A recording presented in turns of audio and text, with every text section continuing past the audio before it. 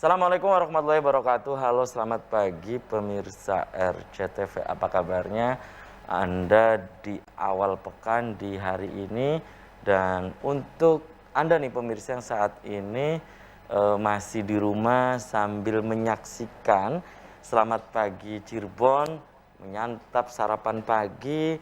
Nah, kemudian memulai aktivitas ya, bersiap-siap untuk memulai aktivitas di pagi hari ini.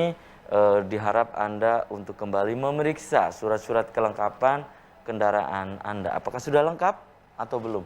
Kemudian diharap juga untuk tidak ugal-ugalan dalam mengendarai roda 2 maupun roda 4, pemirsa. Karena suasana jalan di awal pekan di hari ini ada yang ramai lancar, padat merayap, dan juga macet di pagi hari ini yang nanti kita akan diskusikan pemirsa dengan sejumlah narasumber, yaitu pengembangan ekonomi berbasis pesantren dan UMKM ya.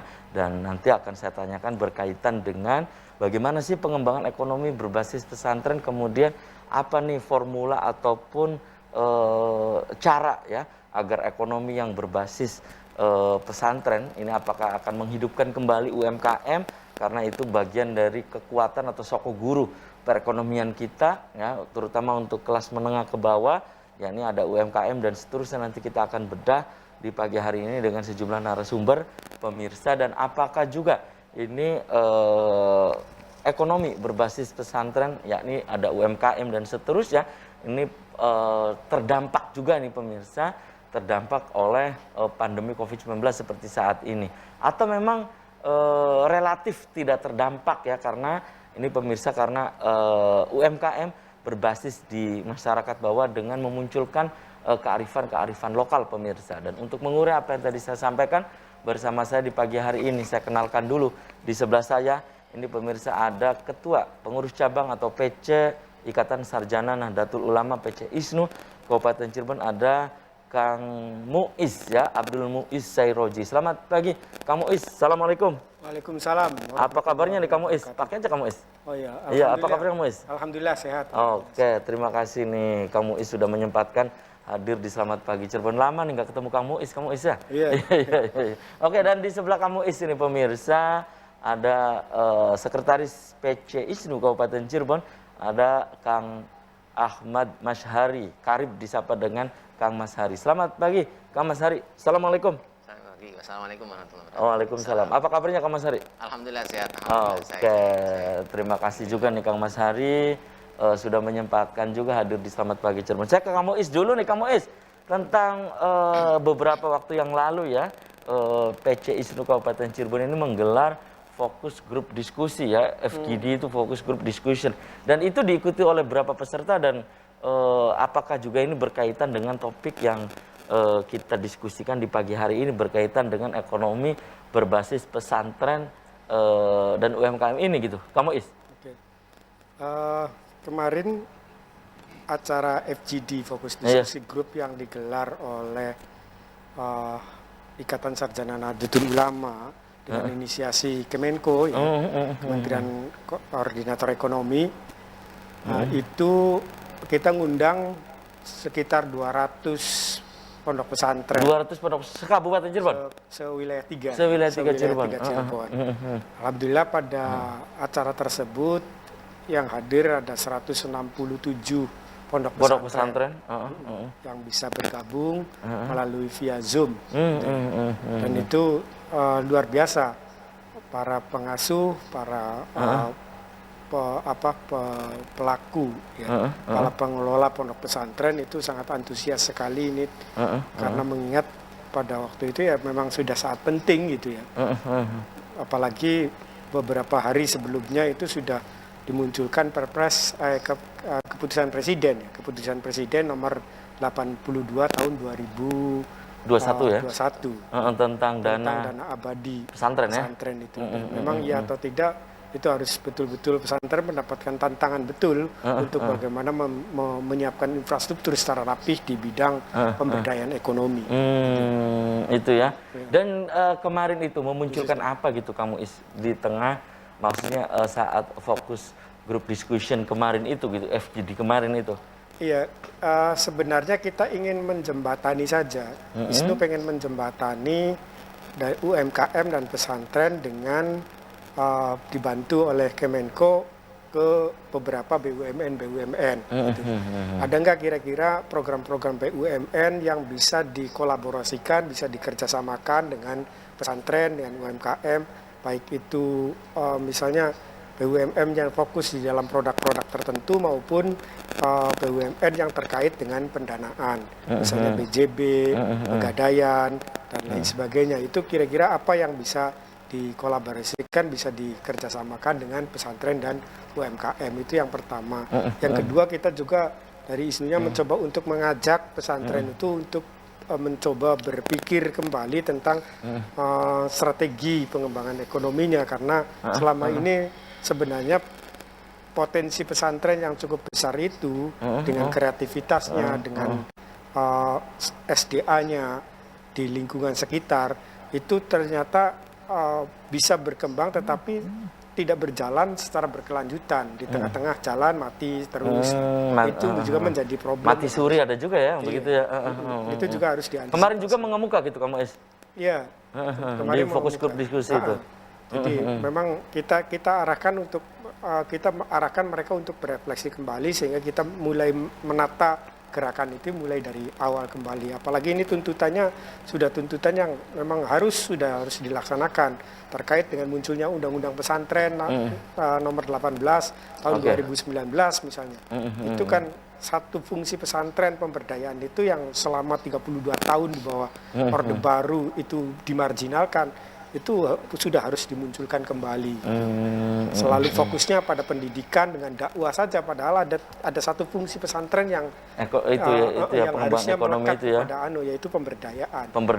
Empowerment ya. Pemberdayaan ini bisa pemberdayaan ekonomi salah satunya. Oke, baik. Tahan dulu nih kamu, saya ke Kang Mas Hari nih. Kang Mas Hari, sebagai Sekretaris PC ISNU Kabupaten Cirebon, kemarin dalam fokus grup diskusi, ya, itu yang tadi mengemuka, ini sudah disampaikan oleh Kang Muiz. Nah, apakah ini berkaitan dengan pengembangan ekonomi berbasis pesantren dan UMKM ini? Ini merupakan wujud atau bukti bahwa ISNU, PC ISNU Kabupaten Cirebon peduli terhadap ekonomi berbasis pesantren, ini bagian dari ekonomi kerakyatan gitu. Iya.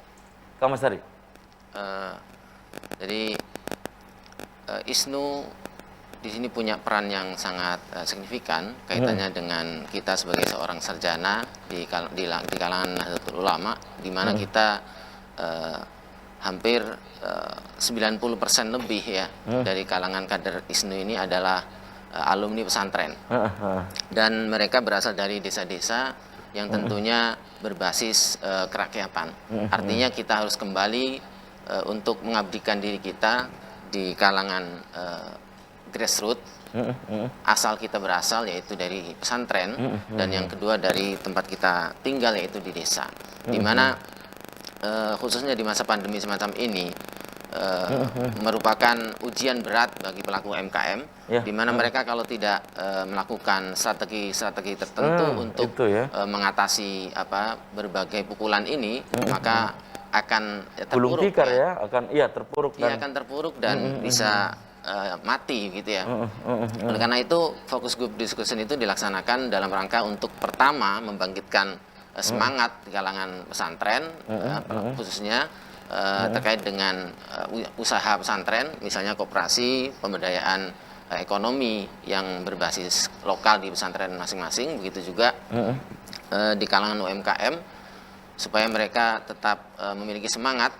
Nah, maka kita kemarin langsung bekerjasama dengan Kemenko itu menghubungkan dengan beberapa, sebagaimana disampaikan oleh ketua tadi, diantaranya dengan BJB untuk misalnya bantuan pendanaan dengan kalau bisa 0% gitu ya. Kemudian juga dengan tadi disebutkan Pegadaian Syariah, yang mana membuka peluang bagi masyarakat pesantren dan UMKM untuk di masyarakat itu membuka semacam kantor ya, kantor untuk pelayanan begitu misalnya. Begitu juga ditawarkan juga dari pupuk Indonesia misalnya, dari bidang pertanian, karena pesantren kita juga banyak yang berbasis agrobisnis, juga mereka punya sawah dan lain sebagainya, sehingga diberikan pendampingan dan pelatihan supaya lebih berdaya seperti itu. Baik. Oke, kembali saya ke Kang Muiz. Kang Muiz, mengemuka tidak di acara kemarin di Focus Group Discussion itu bahwa UMKM terutama ini pengembangan ekonomi berbasis pesantren dan UMKM khususnya yang ada di pesantren atau di masyarakat itu di saat pandemi begini mereka ada yang bilang nggak, Pak? Ini sangat terdampak sekali dan seterusnya gitu, Kang Muiz?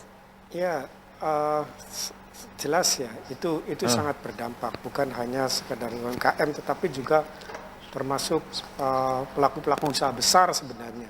Nah, tapi yang kita fokusnya di usaha menengah kecil ya. Usaha mikro. Usaha mikro itu. Ya jelas ini sangat-sangat berpengaruh sekali terhadap mereka. Tapi alhamdulillah di pesantren itu justru yang paling unik itu kan gempuran COVID ini tidak terlalu berpengaruh betul. Kenapa gitu kamu alasannya kemarin? Ya pertama aktivitas perekonomian misalnya jual beli di dalam itu masih tetap berlanjut karena situasinya kan tertutup dari luar gitu. Maksudnya dari orang dari luar ke dalam pesantren itu kan sulit untuk mengakses. Sulit untuk mengakses sehingga karena memang karena COVID sehingga ditutup orang masuk keluar pesantren gitu. Dan itu di dalam itu aktivitas perekonomian tetap jalan misalnya.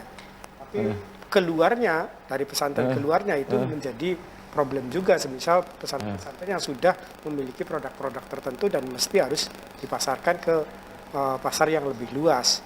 Itu tentu sangat memiliki dampak sekali. Dan sekarang alhamdulillah lah kita sudah mulai ada gairah tersendiri gitu ya. Walaupun COVID belum berhenti dan saya kira ini merupakan apresiasi kita terhadap pemerintah bagaimana menangani soal COVID ini. Gitu ya. Kemarin juga dibahas gak mengenai adanya dana abadi pesantren dan seterusnya gitu kamu Is? Iya, ya kebetulan FGD itu kita sudah rencanakan jauh sebelumnya, kemudian sehari sebelumnya itu muncul keputusan Presiden nomor 82 tahun 2021 itu ya saya kira ini menjadi cukup sangat menarik jadinya di dalam FGD itu. Ini yang kemudian menjadi wawasan tambahan, artinya wawasan tambahan kita nggak nyangka-nyangka, akhirnya ya secara tiba-tiba begitu muncul pasca FGD ya banyak juga pesantren yang akhirnya melakukan syukuran gitu, syukuran atas ditetapkannya keputusan Presiden tahun nomor 82 tahun 2021. Baik. Kang Mas Hari, melihat dari antusiasme kemarin ya, bahwa pengembangan ekonomi berbasis pesantren ini dengan UMKM ini ya, nah tentunya di saat berdiskusi kemarin mengemuka tidak bahwa apa sih nanti strategi ke depan dibahas nggak?